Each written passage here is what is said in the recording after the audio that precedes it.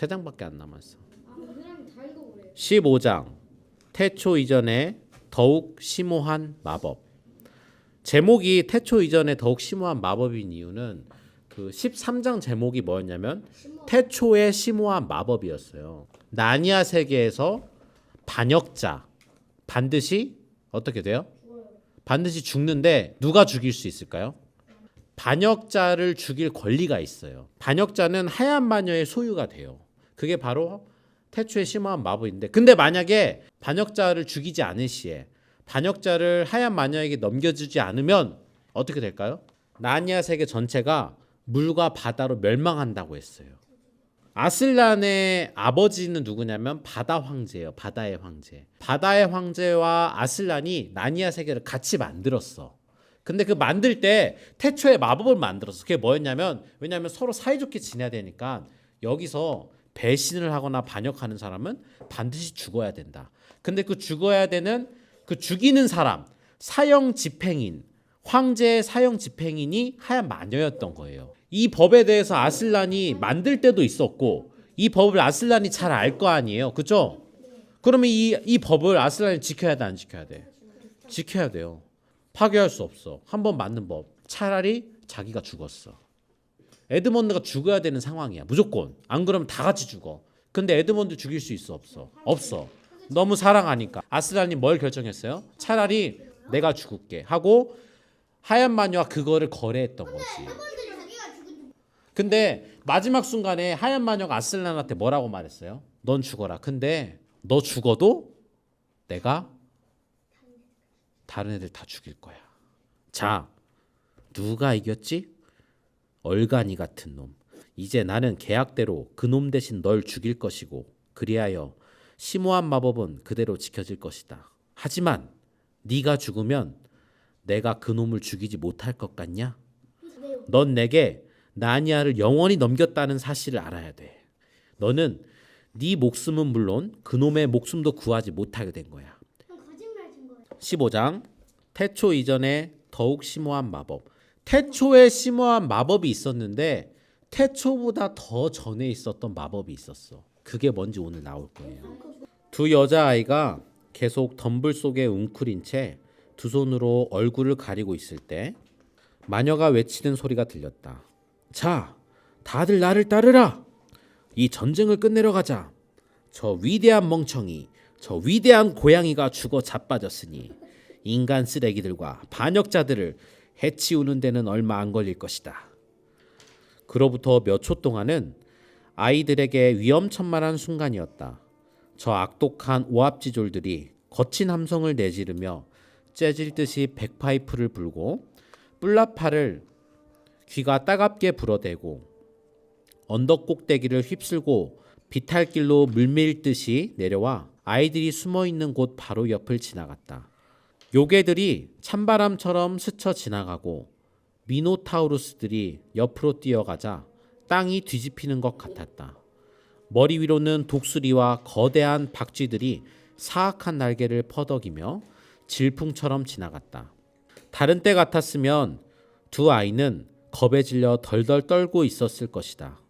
그러나 지금은 아슬란의 죽음 때문에 마음속이 온통 슬픔과 치욕으로 공포로 가득 차 있어서 그런 생각은 아예 떠오르지도 않았다. 숲이 다시 잠잠해지자 수장과 루시는 탁 트인 언덕 꼭대기로 기어 올라갔다. 달은 더 낮아지고 옅은 구름에 가려 있었으나 결박당한 채 쓰러져 있는 사자의 모습은 또렷이 보였다. 두 아이는 축축한 풀밭에 무릎을 꿇고 아슬란의 차가운 얼굴에 입을 맞추었다. 얼마 남아있지도 않는 아슬란의 아름다운 털을 쓰다듬으며 눈물이 마르도록 펑펑 울었다. 그런 뒤에도 아이들은 걷잡을 수 없이 마음이 쓸쓸해져 서로의 손을 잡고 마주 보았다. 그러다 또다시 울음을 터뜨렸다. 주인은 다시 잠잠해졌다. 마침내 루시가 말했다. 저 무시무시한 제갈은 차마 못 보겠어. 우리가 빼내면 어떨까? 그리하여 둘은 제갈을 빼내기 시작했다. 그러나 무척이나 오랜 시간이 걸려서야 간신히 빼냈다. 아이들은 제갈이 없어진 아슬란의 얼굴을 보고서는 다시 울음을 터뜨리며 입을 맞추고 쓰다듬고 정성을 다해 거품과 피를 닦아주었다. 말로 표현할 수 없을 만큼 고독하고 절망스럽고 무서운 일이었다. 수잔이 뒤이어 말했다. 결박도 풀 수 있을까? 그러나 적개심에 휩싸인 적들이 밧줄을 어찌나 꽉 묶었는지 두 아이는 매듭에 손도 대지 못했다. 이 책을 읽는 여러분 가운데 어느 누구도 그날 밤 수잔과 루시가 느낀 만큼의 참담함을 맛본 적은 없으리라. 만일 그런 심정으로 눈물이 바닥날 때까지 울며 밤을 꼬박 새워보았다면 마지막에는 잔잔하게 가라앉는 순간이 오리라는 것을 알 것이다. 또한 다시는 아무 일도 일어나지 않을 것처럼 평온한 기분에 젖는다는 것도 어쨌든 지금 수잔과 루시의 기분이 그러했다. 그런 죽음 같은 고요 속에서 몇 시간이나 흐른 듯 했다. 날이 점점 추워지고 있었지만 아이들은 느끼지 못하고 있었다. 그러다가 마침내 루시는 두 가지 변화를 깨달았다. 하나는 언덕 저편 동쪽 하늘이 1시간쯤 전보다 조금 옅어졌다는 것이고, 다른 하나는 발치에서 어떤 작은 움직임이 느껴진다는 것이었다. 처음에는 그 움직임에 전혀 관심도 기울이지 않았다. 그게 대체 무슨 상관이란 말인가? 이제 중요한 것은 아무것도 없는데. 그런데 루시는 무언가 돌탁자 위로 똑바로 기어오르기 시작하는 것을 보았다. 이제는 그것들이 아슬란의 몸 위를 돌아다니고 있었다. 루시는 좀 더 가까이 다가가 뚫어지게 쳐다보았다. 그것들은 회색빛이 감도는 작은 짐승들이었다. 수잔이 돌탁자 맞은편에서 소리쳤다. 깍 징그러! 저 징글맞은 생쥐들이 그분 몸 위를 기어다니고 있어. 저리 가 이 쥐새끼들아! 수잔이 손을 들어 쥐들을 겁주어 쫓아냈다. 가만히 꼼꼼하게 들여다보고 있던 루시가 말했다. 잠깐 언니, 쥐들이 뭘 하고 있는지 보라고. 수잔과 루시는 몸을 굽혀 자세히 그 모습을 관찰했다. 수잔이 말했다. 믿어지지 않아. 정말 신기한 일이야. 쥐들이 밧줄을 갉아 없애고 있어. 루시가 말했다. 그래, 착한 생쥐들 같아. 저 작고 불쌍한 짐승들은 그분이 죽었다는 걸 모르는 거야. 쥐들은 그분을 풀어주면 좋은 일이 있을 줄 아나 봐. 이제는 날이 제법 밝아져서 수잔과 루시는 처음으로 서로의 창백한 얼굴을 알아볼 수 있었다. 쥐들은 여전히 밧줄을 일일이 갉아 없애고 있었다. 수십 수백 마리의 작은 쥐들이었다. 마침내 밧줄이 하나씩 모조리 끊어졌다. 동쪽 하늘은 이제 희부해졌고 별빛도 점점 희미해져 동쪽 수평선에 낮게 매달려 있는 아주 커다란 별 하나만 남아 반짝이고 있었다. 추위는 밤보다 더 심해졌다. 생쥐들은 다시 사라졌다. 수잔과 루시는 쥐들이 끊어놓은 밧줄을 완전히 벗겨냈다. 결박을 풀고 나니 훨씬 아슬란다워 보였다. 빛이 점점 밝아오면서 아이들은 아슬란의 죽은 얼굴을 볼 수 있었다. 보면 볼수록 그 모습은 더욱 고귀해 보였다. 두 아이의 뒤쪽 숲속에는 새 한 마리가 끼르륵 울었다. 오랫동안 고요함 속에 묻혀있던 아이들은 그 소리를 듣고 깜짝 놀랐다. 다른 새가 그 소리에 응답했다.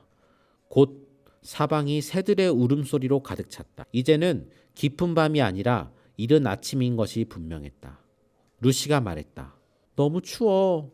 나도 그래. 좀 걷자. 둘은 언덕 동쪽 가장자리로 걸어가서 아래를 내려다보았다. 그 커다란 별이 거의 빛을 잃어가고 있었다. 온 나라가 짙은 잿빛에 휩싸여 있었지만 그 너머로 저 멀리 어슴푸레한 바다가 눈에 들어왔다. 하늘은 붉게 물들어가기 시작했다. 아이들은 차갑게 얼어붙은 몸을 녹이려고 죽은 아슬란과 동쪽 끄트머리 사이를 수도 없이 왔다 갔다 했다. 그랬더니 다리가 얼마나 아프고 피곤했는지 마침내 아이들은 잠시 서서 바다와 케어페러벨 성 쪽을 바라보았다. 하늘과 바다가 만나는 곳에서 붉은 기운이 황금빛으로 변하더니 해가 아주 조금씩 얼굴을 내밀고 올라왔다. 그 순간 아이들의 등 뒤에서 커다란 소리가 들려왔다. 마치 거인이 거대한 자기 접시를 깨뜨릴 때 나는 소리처럼 귀가 먹먹해질 정도로 요란한 소리였다. 루시가 수잔의 팔을 와락 잡으며 말했다. 뭐지? 수잔이 말했다. 무서워서 못 돌아보겠어. 무시무시한 일일 거야. 저들이 그분한테 무슨 몹쓸 짓을 하고 있는 거야. 가보자. 루시가 수잔을 잡아당기며 몸을 돌렸다. 막 떠오르는 해 때문에 주위가 영 딴판으로 보였다. 세상의 모든 색깔과 그림자가 달라져서 아이들은 그 순간 중요한 것을 미처 보지 못했다가 잠시 후에야 깨달았다. 돌탁자가 쩍 갈라져 두동강이 나 있었던 것이다. 게다가 아슬란까지 그곳에 없었다. 두 여자아이는 돌탁자로 뛰어가면서 울부짖었다. 오! 루시가 흐느끼며 말했다. 너무해. 혹시 몸은 두고 갔을지도 몰라. 수잔이 소리를 질렀다. 누가 이랬지? 어떻게 된 거야? 마법이라도 부린 거야? 그때 등 뒤에서 커다란 목소리가 들렸다. 그렇다. 더 큰 마법이란다. 아이들은 동시에 뒤를 돌아보았다. 거기에는 아침 노을 속에서 전보다 더 거대한 모습으로 갈기를 흔들고 있는 아슬란이 서 있었다. 아이들은 둘 다 기쁨과 놀라움으로 감추지 못한 채 아슬란을 뚫어지게 바라보면서 소리쳤다. 아슬란님! 루시가 말했다. 아슬란님, 그때 돌아가신 게 아니었나요? 아슬란이 말했다. 지금은 아니다. 수잔이 떨리는 목소리로 물었다. 그럼 혹시... 수잔은 유령이라는 말을 차마 입 밖에 낼 수가 없었다. 아슬란은 황금빛 머리를 숙여 수잔의 이마를 핥아주었다. 아슬란의 따뜻한 숨결과 털 주위에 밴 듯한 강한 채취가 수잔에게 확 끼쳐왔다. 아슬란이 말했다. 그렇게 보이느냐? 루시가 소리쳤다. 어머, 진짜군요. 진짜예요. 오, 아슬란님. 두 아이는 아슬란에게 매달려 마구 입맞춤을 퍼부었다. 수잔은 마음이 좀 가라앉아 다시 물었다. 그런데 이게 다 어떻게 된 거예요? 아슬란이 말했다. 마녀는 심오한 마법을 알긴 알지만 그보다 더 심오한 마법이 있다는 것은 모르고 있지. 마녀는 태초 이후에 대해서만 알고 있을 뿐이다. 하지만 마녀가 태초 이전의 고요와 어둠이 존재하던 때를 조금이라도 더 내다볼 수 있었다면 다른 마법이 있다는 것도 알았을 게다. 결백한 자가 반역자의 죄를 대신해서 스스로 목숨을 바치면 돌탁자는 깨지고 죽음 그 자체가 다시 원상태로 돌아간다는 것이지. 이제 루시가 펄쩍 뛰면서 손뼉을 쳤다. 어머, 그랬군요. 그럼 이젠? 사자가 말했다. 얘들아, 내 힘이 다시 돌아오는 게 느껴지는구나. 나를 한번 잡아보거라. 아슬란은 순식간에 눈을 밝게 빛내며 사지를 부르르 떨면서 꼬리로 자기 몸을 쳐댔다. 그러더니 아이들 머리 위로 높이 뛰어올라 돌탁자 맞은편에 내려섰다. 루시는 깔깔거리면서 자기도 모르게 아슬란에게 다가가려고 돌탁자 위를 기어 올라갔다.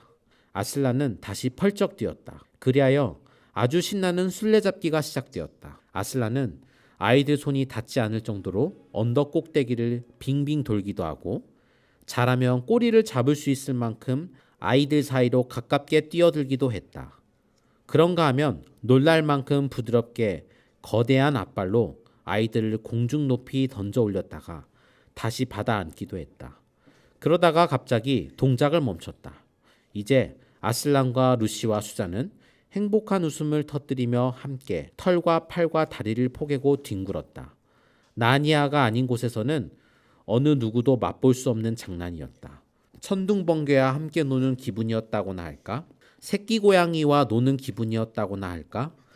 루시는 도무지 판단이 서지 않았다. 마침 세 명 모두 햇빛 속에서 숨을 몰아쉬며 드러누웠다. 신기하게도 루시와 수잔은 전혀 피곤하거나 배고프거나 목마르지 않았다. 이내 아슬란이 입을 열었다. 이젠 일을 해야겠다. 한번 포효하고 싶구나. 너희들은 귀를 막는 게 좋을성 싶다. 아이들은 그 말을 따랐다. 아슬란이 일어나 입을 쩍 벌리고 포효하기 시작했다. 아이들은 아슬란의 얼굴이 너무 무섭게 보여 감히 쳐다보지도 못했다. 아슬란 앞에 서 있는 나무들이 마치 바람 앞에 휘어지는 초원의 풀처럼 포효와 함께 튀어나온 입김을 받아 휘청거렸다. 그때 아슬란이 말했다. 갈 길이 멀다. 내 등 뒤에 타거라.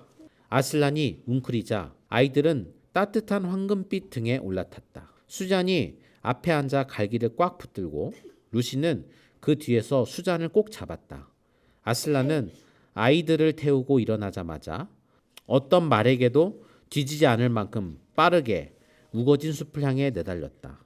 아마 그때의 질주는 아이들이 나니아에서 경험한 가장 멋진 일이었을 것이다. 여러분은 말을 타고 전속력으로 달려본 적이 있는가? 그 상황을 생각해 보라. 따그닥거리는 말발굽 소리와 짤랑거리는 제갈 소리 대신 거의 아무 소리도 나지 않는 거대한 발을, 또 까맣거나 회색이거나 밤색인 말 대신 부드럽고 텁수룩한 황금빛 털과 바람결에 휘날리는 갈기를 그려보라. 아슬란은 가장 빠른 경주마보다 2배 정도나 빠르게 나아가고 있었다. 게다가 방향을 가르쳐줄 필요도 없고 아무리 빨리 달려도 전혀 지치지 않았다. 아슬란은 발을 헛디디는 일이 없이 머뭇거리는 법 없이 완벽한 기술로 나무줄기 사이를 뚫고 지나가 덤불과 들장미와 작은 시내에는 훌쩍 뛰어넘고 좀 더 넓은 시내는 첨벙첨벙 걸어서 건너며 가장 큰 시내는 헤엄쳐 나아갔다. 이렇게 계속 쉬지 않고 돌진했다. 여러분은 지금 그들과 함께 도로나 공원이나 언덕이 아닌 바로 나니아를 가로지르는 중이다. 그것도 봄날에 너도밤나무가 늘어선 고요한 가로수길을 따라 내려가 햇살이 눈부신 참나무 사이의 오솔길을 지나고 눈처럼 하얀 야생 벚나무 과수원을 지나고 요란스레 떨어지는 폭포와 이끼 낀 바위와 메아리가 울리는 동굴을 지나고 가시 금작화가 무성한 바람 부는 비탈을 내려가 히스로 뒤덮인 산 중턱을 가로질러 눈이 어찔어찔한 산 등성이를 따라 아래로 인적 없는 골짜기를 향해 내려가서 파란 꽃이 만발한 드넓은 곳으로 나아가고 있는 것이다. 정오쯤 그들은 성이 있는 가파른 언덕 기슭을 내려다보고 있었다. 아이들이 서 있는 곳에서는 성이 마치 조그만 장난감처럼 보였고 첨탑이 잔뜩 늘어서 있는 정도로밖에 보이지 않았다. 사자는 엄청난 속력으로 달렸다. 그 성은 시시각각으로 커지면서 대체 어떤 성인지 궁금해할 겨를도 없이 벌써 눈앞에 다가와 있었다. 이제 그 성은 더 이상 장난감 성이 아니라 그들 앞에 위압적으로 우뚝 솟아 있었다. 총 안이 있는 흉벽에는 밖을 내다보고 있는 얼굴은 없었으며 성문 또한 굳게 닫혀 있었다. 아슬란은 속력을 늦추지 않고 총알처럼 성문을 향해 똑바로 달려갔다. 아슬란이 외쳤다. 마녀의 집이다. 자, 얘들아, 꽉 잡아라. 다음 순간 아이들은 온 세상이 다 뒤집히고 혼이 빠져나가는 것만 같았다. 사자가 온 힘을 향하여 그 어느 때보다 더욱 높이 뛰어올라 마치 하늘을 가로질러 날아오르는 것처럼 성벽을 뛰어넘었다. 수장과 루시는 사자의 등 뒤에서 석상이 가득한 넓은 안들 한가운데로 굴러떨어졌다. 숨조차 제대로 쉴 수 없었지만 다친 데라곤 하나도 없었다. 진짜 희한한 곳이네. 온통 돌로 된 동물들이야. 사람도 있어. 꼭 박물관 같아. 그러자 수잔이 주의를 주었다. 쉿! 아슬란님께서 뭔가를 하고 계셔. 수잔 말대로였다. 아슬란은 돌사자한테 뛰어가서 숨을 후 불어넣었다. 그러고는 곧장 제 꼬리를 잡으려고 맴도는 고양이처럼 날쌔게 돌아 돌사자를 뒤로하고 서너 발자국 떨어져 있는 돌 난쟁이한테 또 숨을 후 불어넣었다. 그런 다음에 난쟁이 너머에 서 있는 꺽다리 돌드리아스한테로 펄쩍 뛰어갔다가 오른쪽에 있는 돌토끼를 처리하려고 재빨리 방향을 바꾼 뒤 또다시 2개의 돌 켄타우로스 쪽으로 달려갔다. 그런데 그 순간 루시가 말했다. 어머, 언니, 저 사자 좀 봐. 짐작컨대 여러분은 누군가가 벽난로에 불을 붙이려고 쇠창살 안에 둔 신문지 조각에다가 성냥불 대는 것을 본 적이 있을 것이다. 그러면 한 1초 동안은 아무 반응도 일어나지 않는 것처럼 보인다. 그러다가 이내 작은 불꽃 한 줄기가 신문지 가장자리를 따라 살금살금 타 들어가는 것을 볼 수 있다. 지금 눈앞에 벌어지는 일이 꼭 그랬다. 아슬란이 숨을 불어넣은 후에도 잠시 동안은 아무것도 달라진 게 없었다. 그러다가 갑자기 가느다란 금빛 줄이 돌 사자의 하얀 대리석 등줄기를 타고 내려가더니 순식간에 온몸으로 퍼져갔다. 어느새 그 빛은 불꽃이 신문지 조각을 휩쓸듯 돌 사자의 온몸을 뒤덮었다. 분명 엉덩이 쪽은 아직 돌이었다. 그런데 사자가 갈기를 흔들자 묵직한 돌의 굴곡이 살아있는 털로 변하며 잠물결을 일으켰다. 그러고 나서 사자는 거대한 뻘건 입을 쩍 벌려 하품을 했다. 이제 사자의 뒷다리도 되살아나기 시작했다. 사자는 뒷다리를 들어 몸을 긁어대다가 아슬란을 발견하고는 곧장 달려가 기쁨에 겨워 킁킁거렸다. 주위를 맴돌며 장난을 치고 아슬란의 얼굴을 핥으려고 펄쩍펄쩍 뛰었다. 물론 아이들의 눈길은 사자를 쫓고 있었지만 눈앞에 펼쳐지는 광경이 너무 놀라워서 그 사자에 대한 일은 금세 잊어버렸다. 사방에서 석상들이 되살아나고 있었다. 안뜰은 이제 더 이상 박물관 분위기가 아니었다. 그곳은 마치 활기찬 동물원 같았다. 동물들이 아슬란의 꽁무니를 쫓아 뛰어다니며 빙글빙글 에워싸고 춤을 추는 동에 아슬란의 모습은 이내 동물들 속으로 사라졌다. 죽은 듯이 새하얗던 안뜰은 온통 눈부신 빛깔로 가득했다. 켄타우로스들의 반들거리는 밤색 옆구리, 유니콘들의 쪽빛불, 새들의 눈부신 깃털, 붉은 갈색 여우들과 개들과 사티로스들, 난쟁이들과 노란 스타킹의 진홍색 두건, 은빛 자작나무 정령들, 싱그럽고 투명한 너도밤나무의 초록빛 정령들, 너무 밝아서 거의 노랗게 보이는 밝은 연두빛 낙엽송 정령들이 있었다. 죽음 같은 정적은 사라지고 행복에 겨운 동물들의 울음소리, 요란하게 발구르는 소리, 고함소리, 만세소리, 노랫소리와 웃음소리로 온뜰이 떠나갈 듯했다. 수잔이 놀라서 소리쳤다. 어머, 저것 봐. 저렇게 해도 괜찮을까? 루시는 아슬란이 돌 거인의 발에 숨을 불어넣고 있는 광경을 보았다. 아슬란은 유쾌하게 소리쳤다. 괜찮아. 일단 발만 살아나면 나머지는 다 따라서 살아나게 된단다. 수잔이 루시에게 속삭였다. 내 말은 그게 아닌데. 그러나 아슬란이 수잔의 말에 귀를 기울였다 해도 이미 때가 늦어서 어쩔 수 없었으리라. 그 변화는 벌써 거인의 다리를 타고 올라가는 중이었다. 거인은 이제 발을 움직이기 시작했다. 잠시 후 거인은 어깨에서 방망이를 들어 올리더니 눈을 비비며 말했다. 세상에, 이거 내가 잠을 잤나 보군. 자, 아까 발밑에서 촐랑거리고 다니던 그 괘씸한 마녀 조무래기는 어디 갔지? 바로 요 근처에 있었는데. 모두들 거인에게 자초지종을 설명하느라 고함을 질러댔다. 거인은 귀에 손을 갖다 대고 다시 한번 찬찬히 들은 후에야 마침내 모든 사실을 이해했다. 그러자 거인은 순박하고 못생긴 얼굴에 환한 웃음을 지으며 머리가 건초더미에 닿을 만큼 허리를 굽히고 연신 모자를 만지작거리면서 아슬란에게 절을 했다. 요즘 영국에는 거인들이 거의 없는 데다 착한 거인은 더욱 드물기 때문에 아마도 여러분은 환하게 웃는 거인의 얼굴을 본 적이 없었을 것이다. 그런 광경은 참으로 볼만하다. 아슬란이 말했다. 이제 집 안으로 들어가자. 다들 서둘러라. 위층과 아래층, 마녀의 방으로 가거라. 가엾은 포로가 숨어 있을지도 모르니 구석구석까지 잘 살피도록 해라. 모두들 안으로 우르르 달려갔다. 한동안 컴컴하고 무시무시하고 곰팡내 나는 오래된 성 안에서는 창문을 여는 소리와 너나 없이 일제히 외쳐대는 소리가 여기저기에서 울려 퍼졌다. 지하 감옥 있지 마. 이 문 여는 것 좀 도와줘. 여기 구불구불한 계단이 또 있다. 아, 여기 가엾은 캥거루가 있어. 아슬란님을 빨리 불러. 냄새 한번 고약하군. 함정문을 조심해. 층계참에 잔뜩 있어. 뭐니뭐니 해도 제일 기뻤던 것은 루시가 위층으로 달려가며 소리치던 순간이었다. 아슬란님! 아슬란님! 툼누스 씨를 찾았어요. 어서요. 빨리 오세요.